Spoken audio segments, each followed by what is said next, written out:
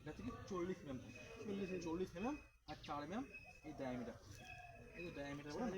বৃত্তটা টিকেটটা ticket, আর এটা থাকে 40 mm, মানে 1 ফুটের বেশি, 30 mm মতো, 1 ফুটে মনে হয় 36 mm, একটু বেশি হয়, ঠিক আছে, 30-এর একটু বেশি, ঠিক আছে। তাহলে এইটা হচ্ছে তোমার 40 mm, 40 mm আমার 40 mm আর 4 mm দেওয়া হয়, ডায়ামিটার হচ্ছে 4 mm। এবার দুটো জিনিস, এটা হচ্ছে কি একটা আমার হাতে আমার এরকম এইখানে, ঠিক আছে, এবার চেন করতে করতে আমি গেছি এরকম 2 কিলোমিটার আমার নিলাম,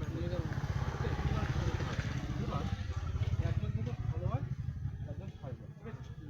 আগে আগে চলছে, সেটা যে এবার যে ছাড়বে চেন নিয়ে ছুটছে পিছনে, পিছনে তোমার পিছনে না আসছে,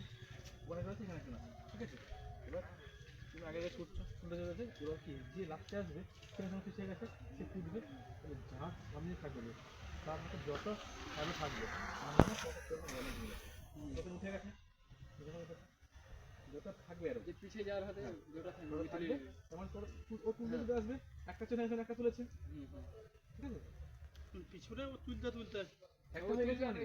একটা তুলবে না, একটা তুলবে তোমার তো আপনার এ হয়ে গেল, এখানে আমি পুঁতে গেলাম, হ্যাঁ আমি আরেক চেন নেবো, একটা চেন নেব, আরেক চেন গেলাম, আমি পুঁতে গেলাম, ওদের চলে আসবে, যখন চেনটা গুটে আসবে এটা তুলে চলে গেল, তার মানে ওর হাতে একটা মানে এখানে ও একটা তুলে নিল, মানে একটা চেন যখন ওখান থেকে আসলো ও দেখলো চেন, তাহলে ওদিকে আমার একটা তুলে নিলে একটা ওর হাতে থাকবে, একটা চেন আবার চলে গেল আরেকটা তুললো, এইভাবে দুটো তুললে তার দু চেন মাপ হয়ে গেল। এবার তোমাদের চারটে আছে, বুঝতে পারো চারটে চেন, চারটে মানে এটা কত মিটার চেন, এটা 20 মিটার চেন, 20 মিটার চেন, মানে 4 চেন অলরেডি মাপ হয়ে গেল। না পিছনে যে থাকবে সেই তুলবে ওটা, আর সামনে যে থাকবে সে বসিয়ে দিবে,